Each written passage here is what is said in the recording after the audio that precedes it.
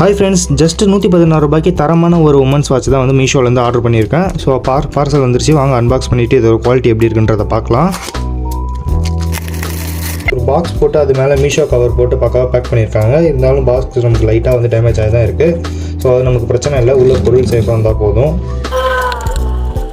Open பண்ணனே பார்த்தீங்கன்னா ஒரு கார்டு மாதிரி கொடுத்துருக்காங்க. You can win up to 100 rupees அப்படின்னு சொல்லி போட்டிருக்காங்க. நெக்ஸ்ட் வந்து பார்த்தீங்கன்னா நம்மளோட வாட்ச் இருக்குது.